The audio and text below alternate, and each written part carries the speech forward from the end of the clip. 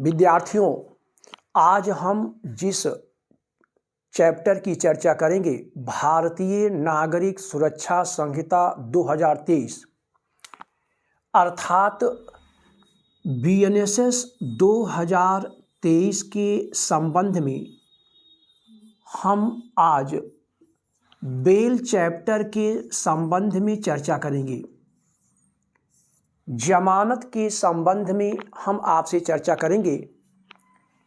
वास्तव में यह जो टॉपिक है जो कि इम्पॉर्टेंट है और हम एक बार इसको शुरुआत से चर्चा करना चाह रहे थे, लेकिन इधर बीच यही रनिंग टॉपिक है, तो आज हम इसी पर आपसे चर्चा करते हैं। आइए, जमानत जो शब्द है, ये जो बेल शब्द है, बेल कहते किसको हैं, जमानत क्यों दी जाती है, जमानत का उद्देश्य क्या है, इन तमाम चीज़ों की चर्चा हम आज आपसे करेंगे।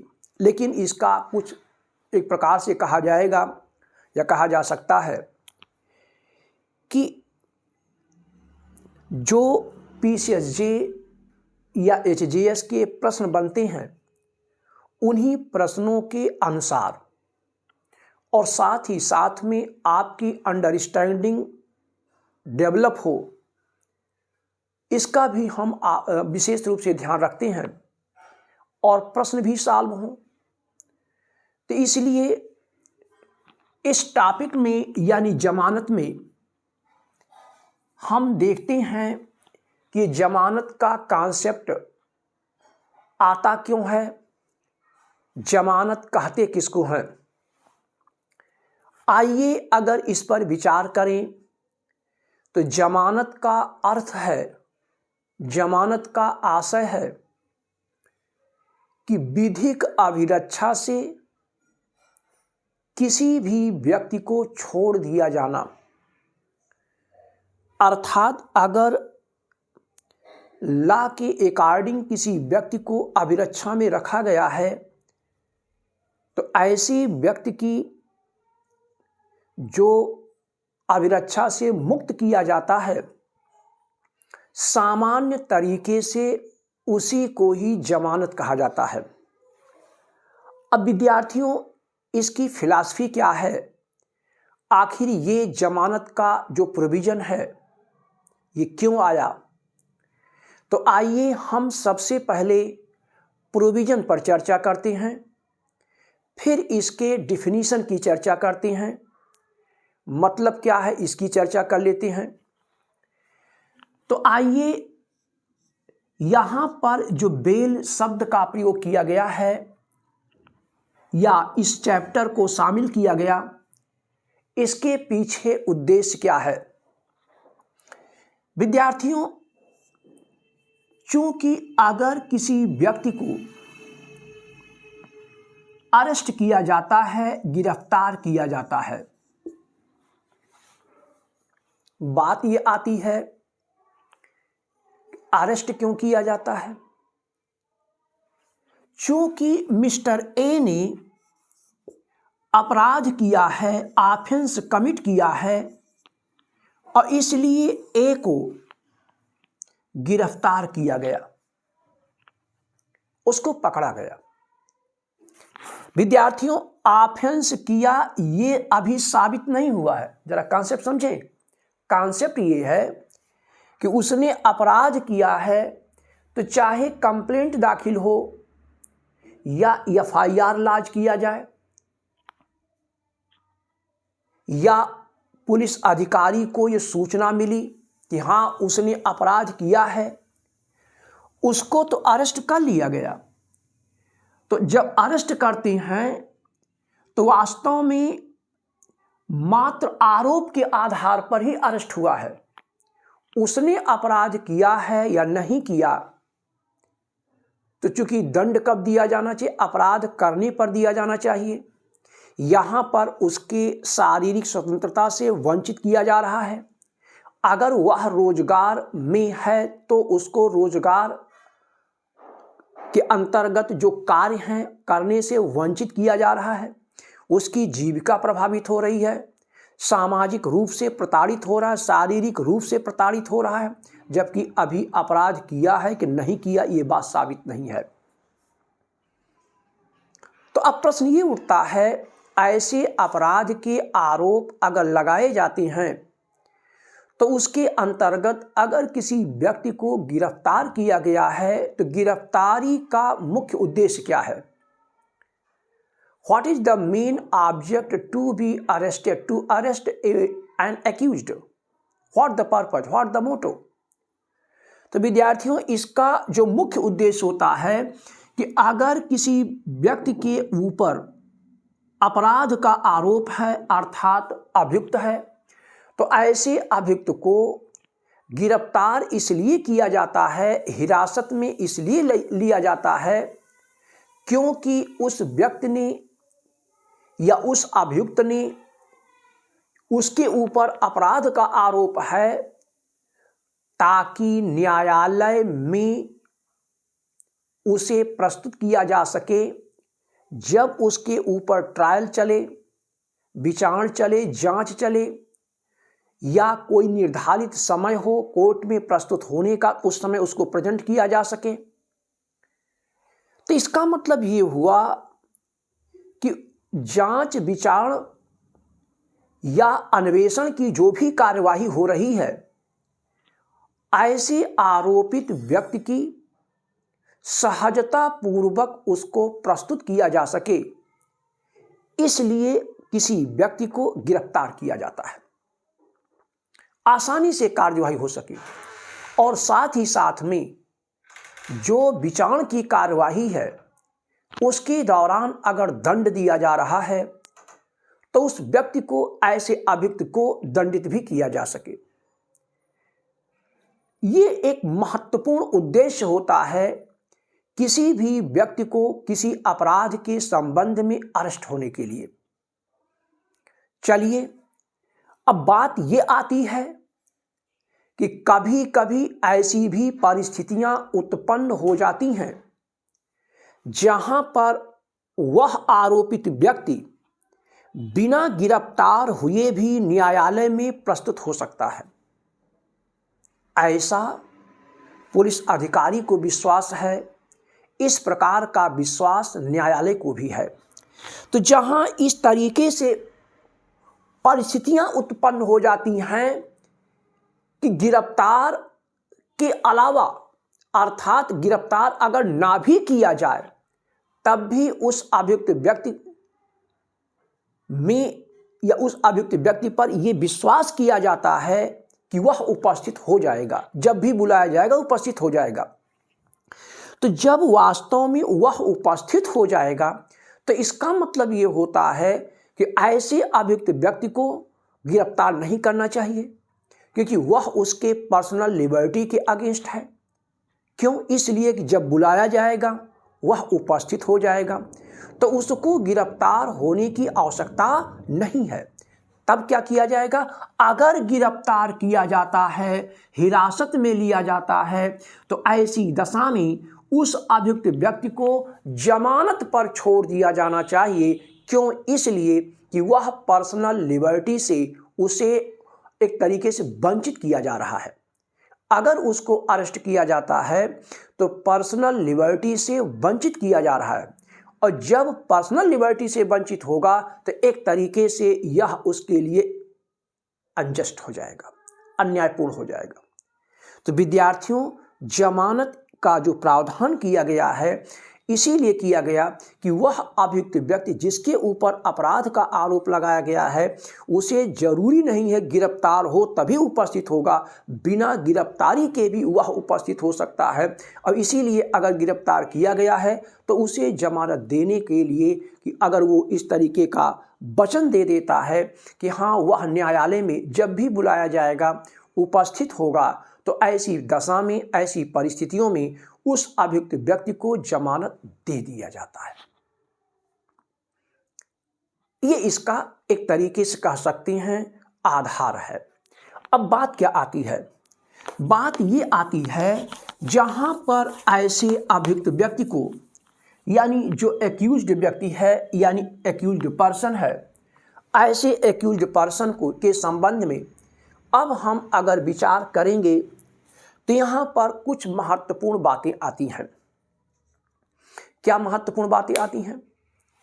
महत्वपूर्ण बात ये आती है कि यहाँ पर वह जो अभियुक्त व्यक्ति है, जमानत दी गई, तो यहाँ पर जमानत कहते किसको? अब चूंकि ये दूसरा पॉइंट पर आ गया, तो पहले हमने बताया क्यों किया गया, दूसरा अब अगला पॉइंट आता है कि आखिर हम जमानत कहते किसको हैं।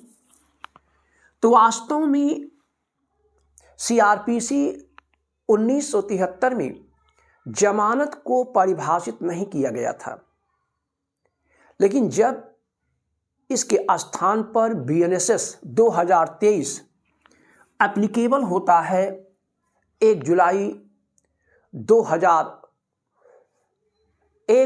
2024 को यह एक तरीके से लागू होता है, प्रवृत्त होता है, इन्फोर्स कर दिया जाता है within the territory of whole India.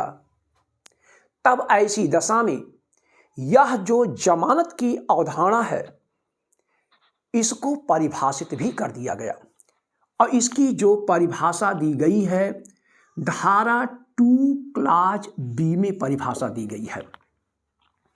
विद्यार्थियों, एक चीज ध्यान देना है, जब भी आप मेंस लिखते हो तो अगर प्रोविजन में कोई परिभाषा दे दी गई है तो हमें सब कुछ इसी के अकॉर्डिंग ही एक्सप्लेन करना होगा। लेकिन अगर इसके पहले कोई परिभाषा और दे दी गई है, जैसे जब 2023 इस एक्ट या इस कोड के पहले, इस संहिता के पहले, क्योंकि सीआरपीसी में परिभाषित नहीं था, और इसीलिए यहाँ पर 2 महत्वपूर्ण जो एक तरीके से सोर्स हैं, एक तो केस है और दूसरा लेक्सिकॉन लॉ डिक्शनरी है। इन्हीं दोनों के माध्यम से इसे परिभाषित किया जाता था। अब इसमें पहली बात आती है एक केस, चंपालाल बी जैन, ये केस का नाम है चंपालाल बी जैन। विद्यार्थियों, चंपालाल बी जैन 1977 की केस है आंध्र प्रदेश हाई कोर्ट का, और इस प्रकरण में न्यायालय ने, उच्च न्यायालय ने स्पष्ट रूप से इस बात को धारित किया है कि जमानत निर्धारित तिथि को या निर्धारित तारीख को अभियुक्त के द्वारा उपस्थित होने की एक प्रतिभूति है। इसका मतलब ये होता है कि अभियुक्त निर्धारित समय पर न्यायालय में उपस्थित होने के लिए एक प्रतिभूति है, एक सिक्योरिटी है कि न्यायालय में वह प्रेजेंट होगा, और इसके लिए यह जो जमानत है एक प्रतिभूति के रूप में ही मानी जाती है, स्वीकार किया जाता है। और इसीलिए जो बेल टर्म है, बेल शब्द है, उसको यह आप कह सकते हैं महत्वपूर्ण परिभाषा के रूप में हमेशा उल्लेख किया गया। जो इस केस में आंध्र प्रदेश उच्च न्यायालय ने डिफिनीशन दी है, ये महत्वपूर्ण हो गया। क्या? इसको अपनी भाषा में आप कह सकते हैं कि बेल एक प्रतिभूति है जिसके दिए जाने पर अभियुक्त व्यक्ति छोड़ दिया जाता है, या आप ये कह सकते हैं बेल जमानत एक प्रतिभूति है जो न्यायालय में निर्धारित तारीख को उपस्थित होने के लिए दी जाती है। विद्यार्थियों, इसी तरीके से लेक्सिकॉन डिक्शनरी में भी, लेक्सिकॉन ये डिक्शनरी है, लॉ डिक्शनरी है, बहुत महत्वपूर्ण डिक्शनरी है, और इस डिक्शनरी में जो महत्वपूर्ण बात कही गई है लेक्सिकॉन में, इसके अंतर्गत यह है, लेक्सिकॉन डिक्शनरी में इस शब्दकोश में इस बात को धारित किया गया कि जमानत एक ऐसी प्रतिभूति है जिसके दिए जाने पर अभियुक्त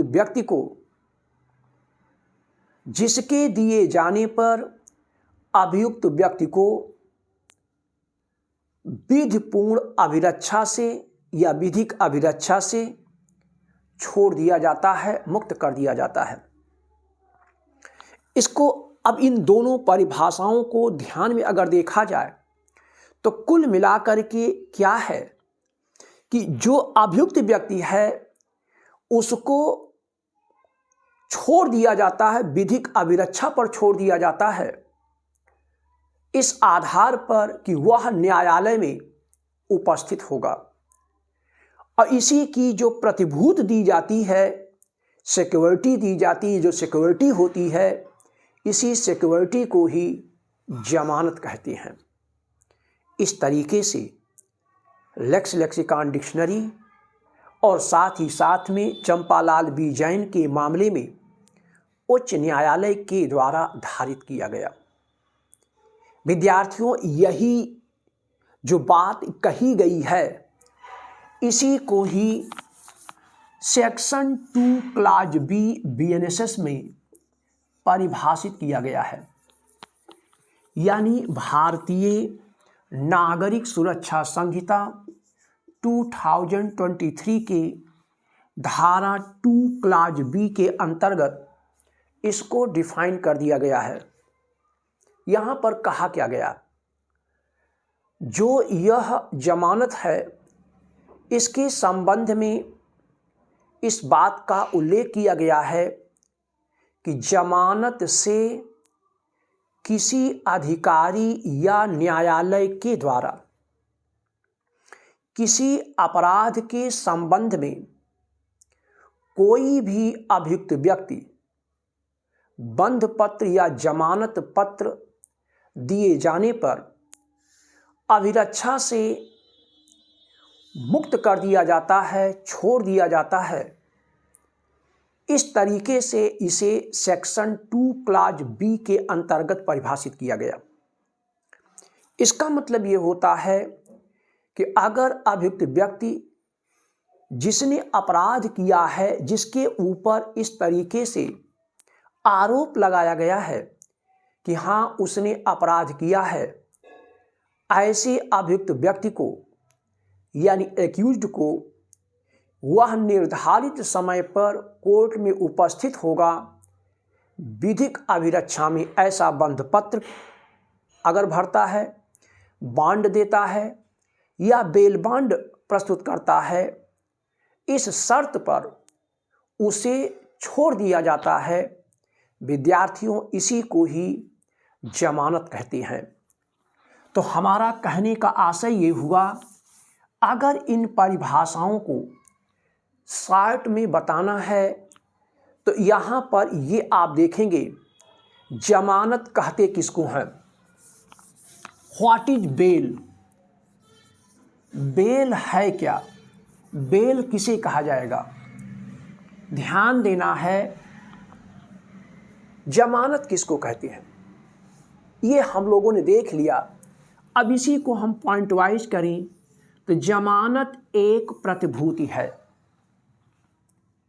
दूसरा पॉइंट आप कह सकते हैं, जमानत बंध पत्र या जमानत पत्र के प्रस्तुत किए जाने पर दी जाती है। बंध पत्र या जो बेल बांड है उसमें लिखा क्या रहता है, ये तीसरा पॉइंट आप बता दीजिएगा।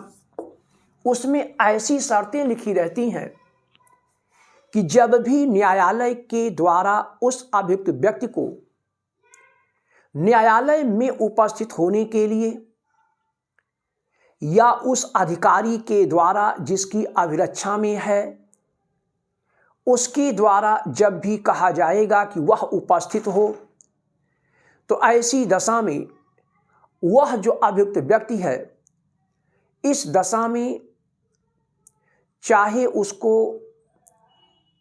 न्यायालय में उपस्थित होना है या उसे अभियुक्त व्यक्ति के या उसे पुलिस अधिकारी के समक्ष उपस्थित होना है, इसके लिए एक प्रकार की शर्त वहां पर बताई जाती है कि जब भी बुलाया जाएगा वह उपस्थित होगा।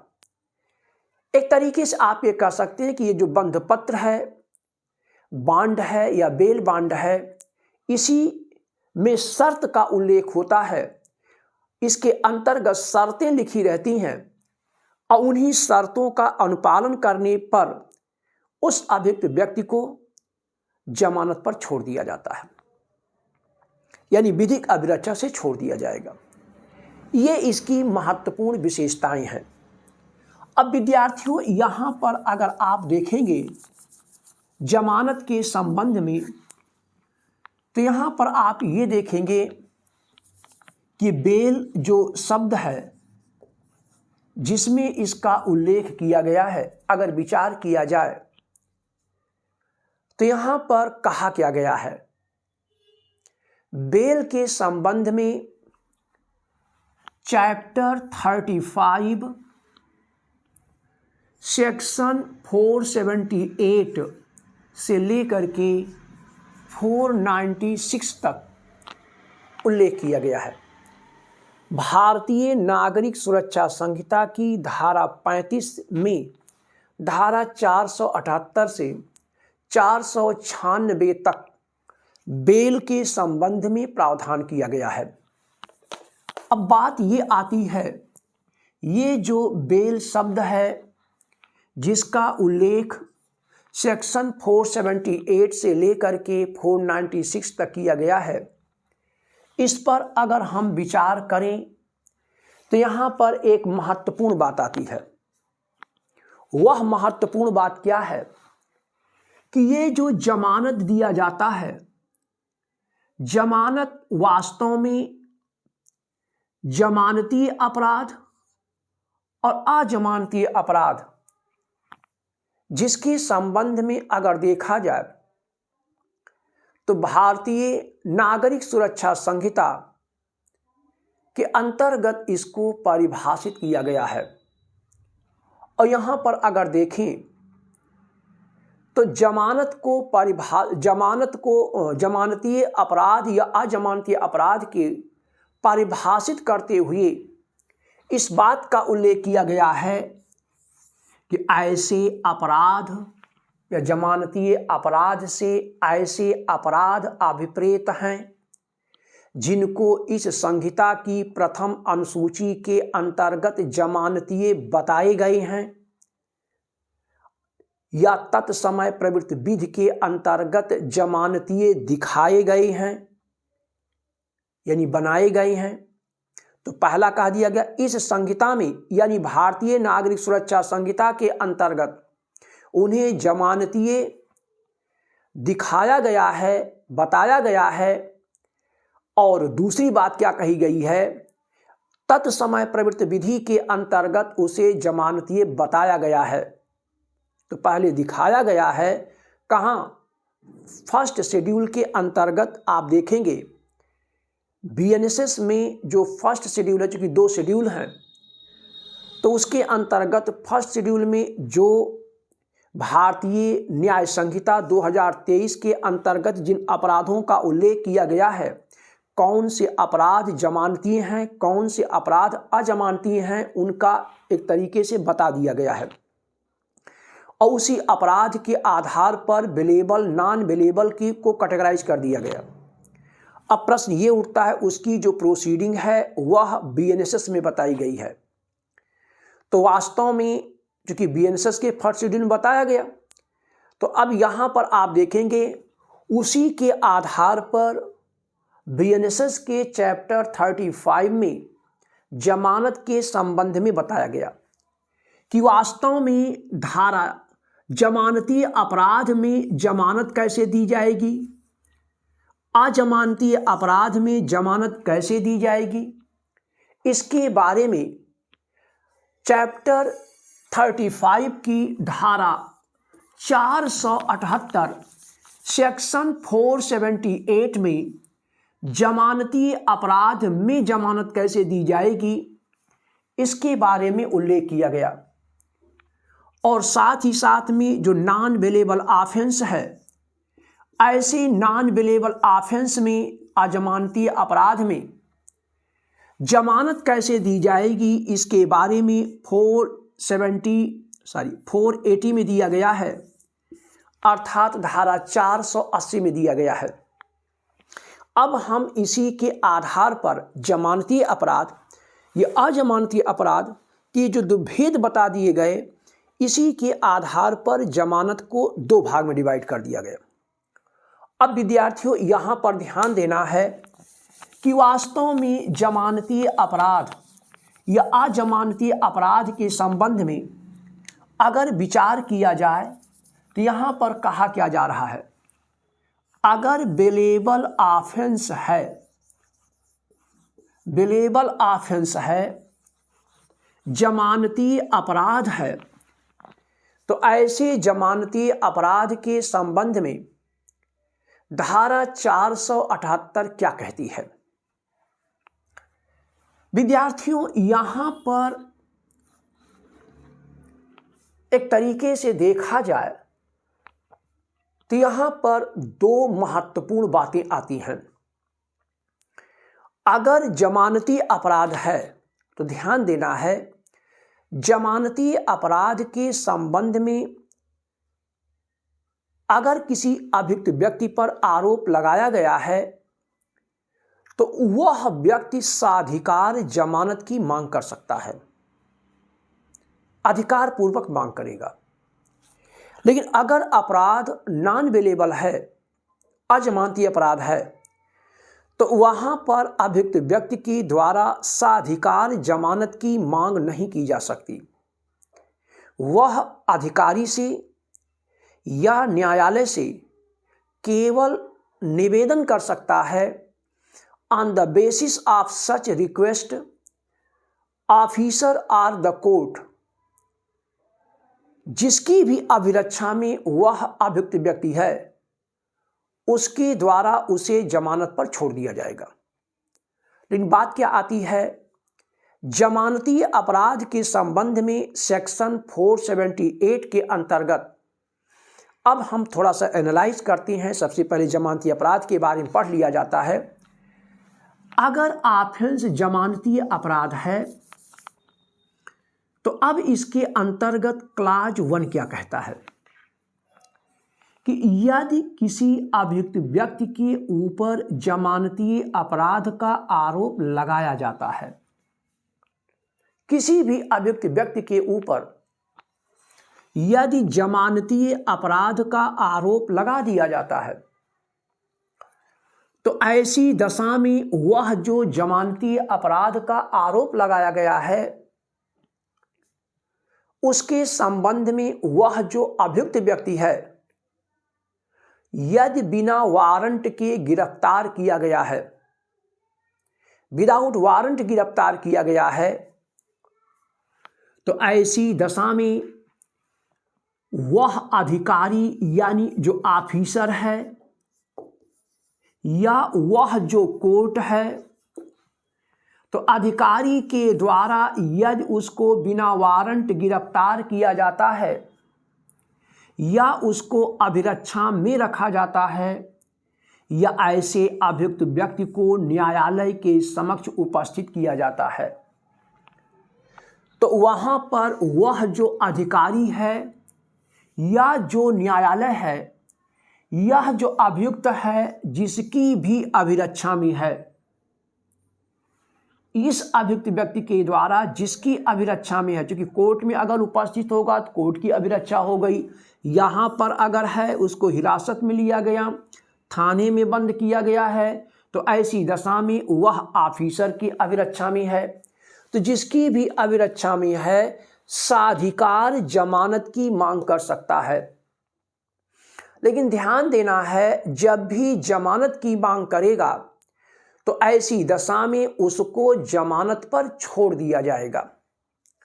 लेकिन बात क्या आती है, यहां पर जब जमानत की मांग की जाती है तो वह जो अभियुक्त व्यक्ति है बंध पत्र या बेल बॉन्ड को निष्पादित करेगा on the execution of the bond और bail bond the person accused shall be released from the lawful detention, उसे लॉफुल डिटेंशन से अभिमुक्त कर दिया जाएगा।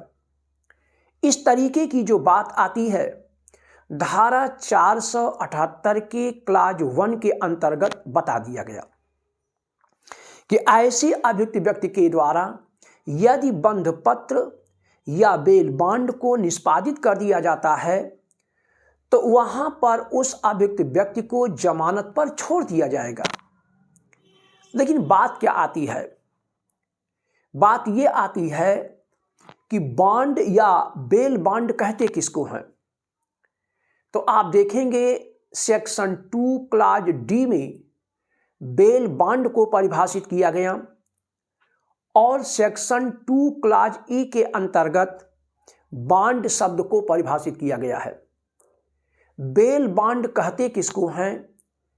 बेल बॉन्ड के अंतर्गत एन अंडरटेकिंग, ध्यान दें, एक वचनबद्ध जो सेवर्टी के साथ हो, जहां पर अभियुक्त व्यक्ति लिखित रूप में वचन देता हो कि वह न्यायालय में उपस्थित होगा और विद सेवर्टी अगर दे रहा है तो ऐसी वचनबद्ध अंडरटेकिंग को ही बेल बॉन्ड कहा जाएगा।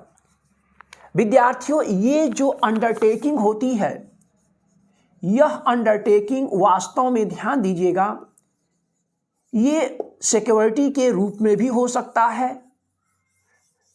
यहां पर वचन दे रहा कि हम उपस्थित होंगे, इसमें सिक्योरिटी भी हो सकती है, नहीं भी हो सकती है, लेकिन सिक्योरिटी जरूर रहेगा।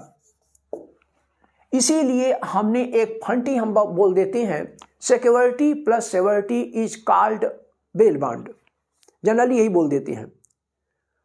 इसका मतलब ये होता है कि वहां पर वचनबद्धता होती है और वह जो वचनबद्धता होती है उसके अंतर्गत जरूरी नहीं कि सिक्योरिटी दे, अर्थात धन दे, ये जरूरी नहीं होता, लेकिन सिक्योरिटी हो सकती है।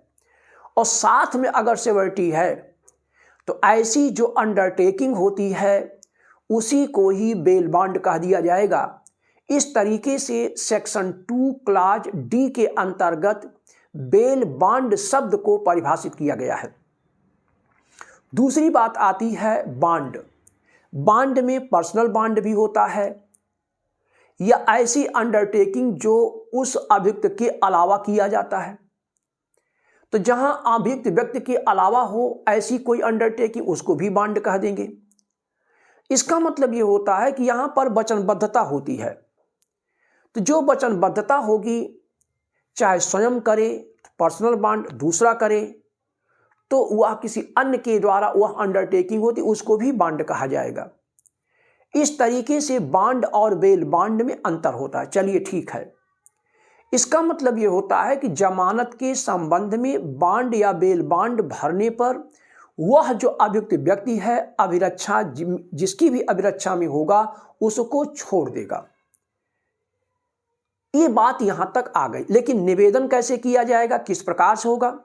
अगर अपराध जमानतीय है तो साधिकार निवेदन होता है, अर्थात साधिकार प्रार्थना पत्र दिया जाता है और ऐसे अधिकार के साथ प्रार्थना पत्र अगर दिया गया, बॉन्ड भरा गया, निष्पादित किया गया या बेल बॉन्ड भरा गया, तो ऐसी दशा में उस अभियुक्त व्यक्ति को वह अधिकारी जिसकी अभिरक्षा में है या वह न्यायालय जिसके समक्ष उपस्थित हुआ है उसको अभिरक्षा से या आप ये कह सकते हैं इस प्रकार की कस्टडी से उसे रिलीज कर देगा। कौन सी कस्टडी? लॉफुल कस्टडी है, उसको रिलीज कर देगा। विद्यार्थियों, इस तरीके से यहां पर बता दिया गया। चलिए ठीक है, लेकिन बात क्या आती है, क्योंकि अपराध कैसा है, जमानती है। जमानत कब दी जाएगी? जब अभियुक्त व्यक्ति के द्वारा जमानत की मांग की जाएगी। अब बात क्या आती है, अगर वह जमानतीय अपराध तो है, अगर वह जमानतीय अपराध तो है यानी बेलेबल ऑफेंस तो है, लेकिन ऐसे जो बेलेबल ऑफेंस है उस बिलेबल ऑफेंस के संबंध में वह जो अभियुक्त व्यक्ति है, उस अभियुक्त व्यक्ति ने प्रार्थना पत्र तो दे दिया, अर्थात उसने जमानत के लिए प्रार्थना पत्र दिया, तो वास्तव में उसको जमानत पर छोड़ दिया जाना चाहिए, क्योंकि बांड भरा, बेल बांड भरा, उसके आधार पर छोड़ दिया जाएगा। अब बात यह आती है, जमानत की मांग करेगा तब जमानत दी जाएगी।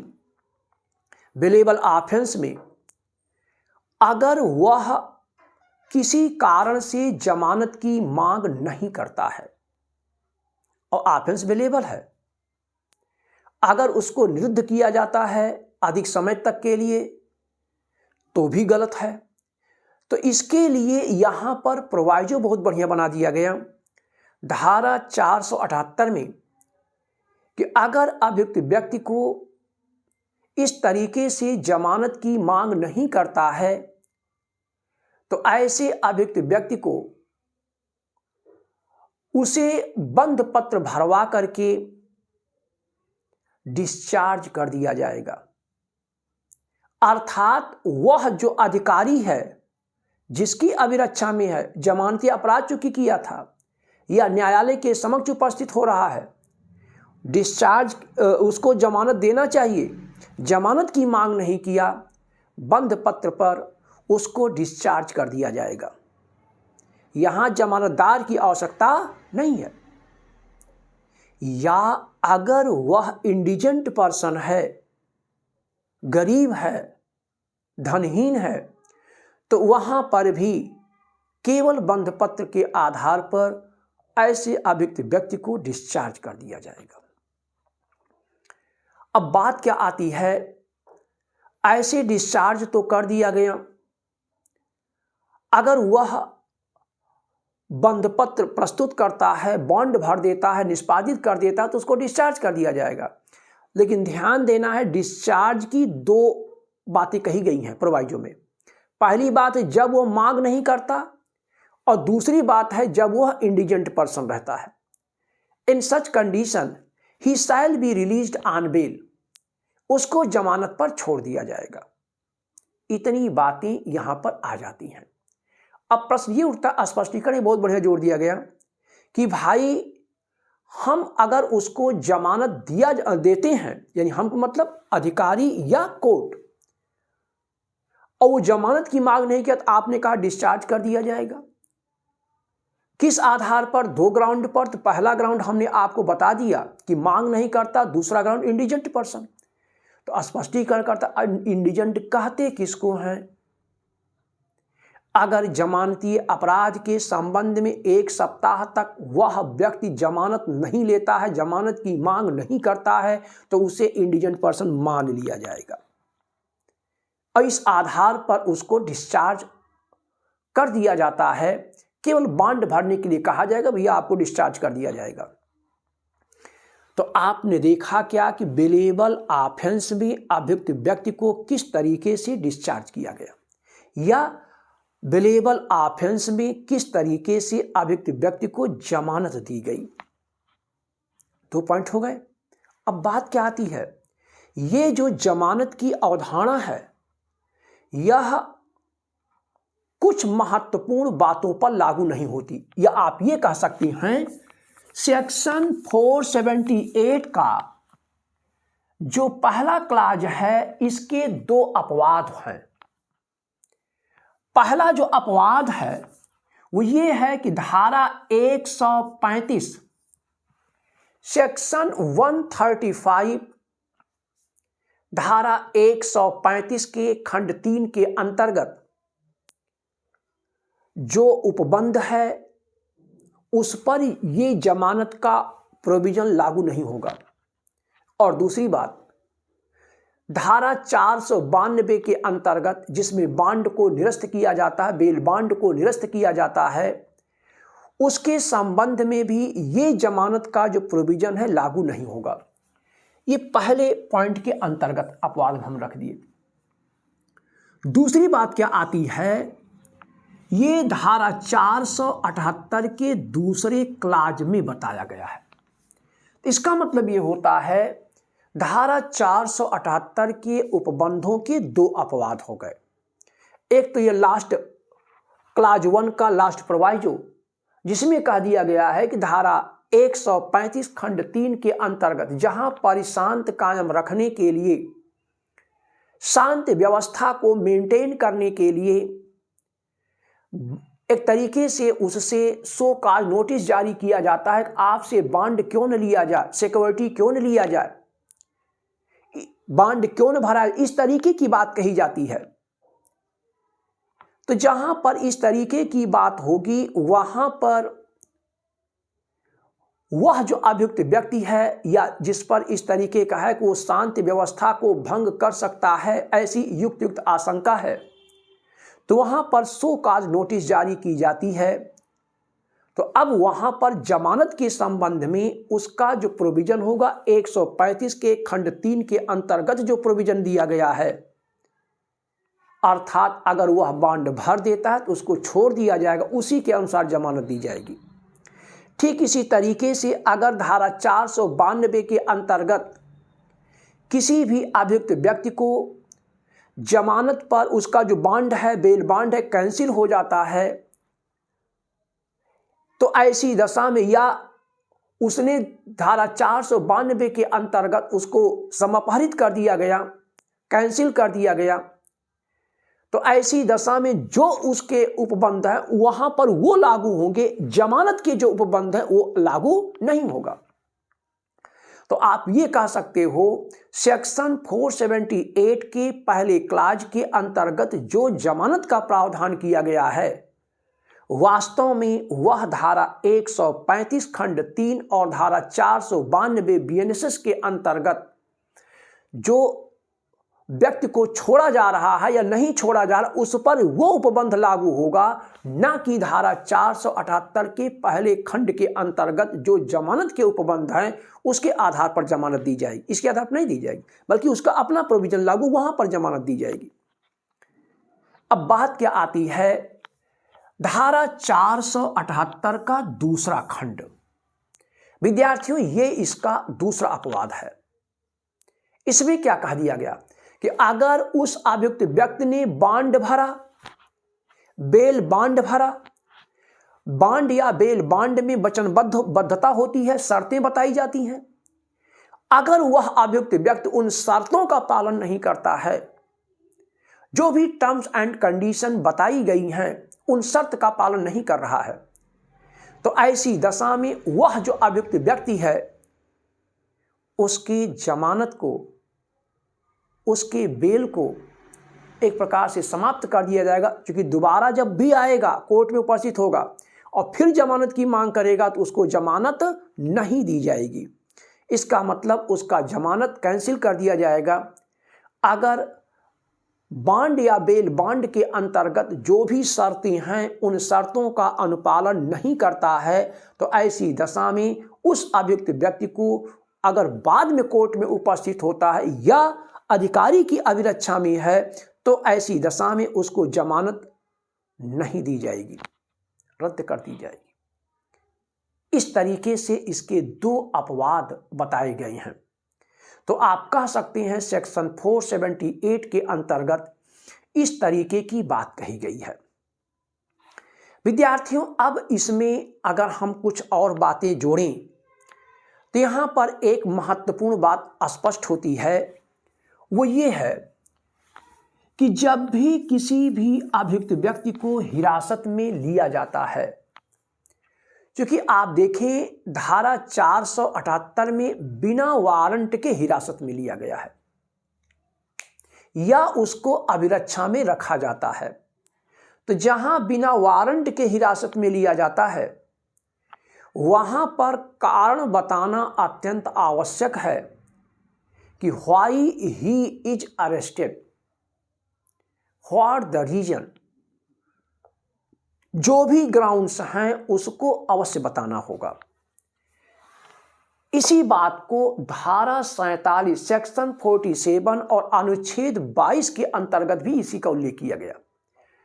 तो अब यहां पर आप देखें, जब भी गिरफ्तार करेंगे तो कारण बताना होगा, ताकि वह अपने पसंद के जो भी वकील हैं जो भी प्लीडर हैं उनसे वह अपनी प्रतिरक्षा कर सके, बचाव कर सके। इसी बात को बीएनएसएस की धारा 47 में स्पष्ट रूप से धारित किया गया है क्लास 1 में कि अगर बिना वारंट के गिरफ्तार किया गया है तो ऐसे अभियुक्त व्यक्ति को कारण बताया जाएगा। ठीक है, कारण तो बताएंगे, लेकिन बात क्या आती है, अगर उस अभियुक्त व्यक्ति को उसने जमानती अपराध का आरोप लगाया गया है तो कारण जो बताया जा रहा है, कारण के साथ उसको ये भी सूचना दी जाएगी कि आप जमानत के लिए हकदार हो। You are entitled for getting the bail, आप बिल्कुल इंटाइटल्ड हो। इस तरीके की सूचना यहां पर जिसकी भी अभिरक्षा में होगा, अर्थात अगर पुलिस अधिकारी है या कोर्ट है, तो ऐसे पुलिस अधिकारी या न्यायालय के द्वारा इस प्रकार की सूचना दी जाएगी। विद्यार्थियों, इस तरीके की बात धारा 47 में कह दिया गया। लेकिन अगर गिरफ्तार करते हैं तो यहां पर ध्यान देना है उसे कितने समय तक अभिरक्षा में रखा जाएगा।